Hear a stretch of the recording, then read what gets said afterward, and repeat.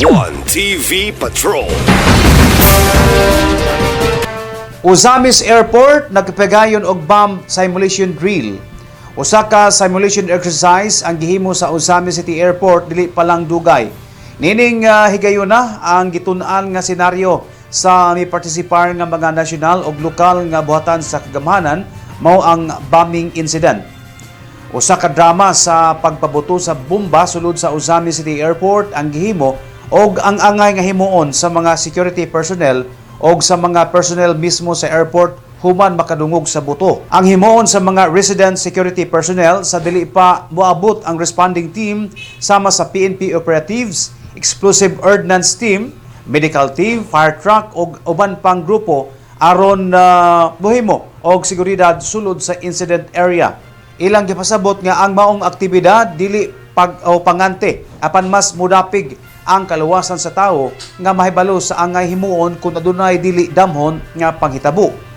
Gipasalamatan usab sa Aviation Security Group o sa Airport Management o sa CAAP ang presensya sa local government unit o ang presensya sa mga barangay official gumikan kay dako usab kini og papel sa posibleng mga kalamidad nga gama sa tao o kinaiyahan. This is a reminder and operational readiness when it comes to incident ng mga ingani ng mga trade na mga panghitabo nga dili angay mahitabo sa atong airport. So just anybody open kuan kung kinsa tong pwede nga mo kanang hatag og dugang pa para ma-improve na to ato ang kuan CIMIC sa sunod para at least sa sunod medyo ingani. So ay Kap, okay na ba mo dito Kap? Lagi salamat kay Kapat na mo sa inyo ang kuan cooperation ba. At least kabalo na ta kung sa atong tasking when it comes to mga ngani nga mga panghitabo. So situation ba palayo na pod. IOD lang daan ano mo inyo. Si Kaap mismo naa sila. Kami daan naa na pod, no? So iso as na ata. Unya putting everything together is a really a very big challenge. Dako kay na nga challenge. However, bisan pa kung sa kadako nga challenge because we are given this opportunity nga makadrill. A drill, no?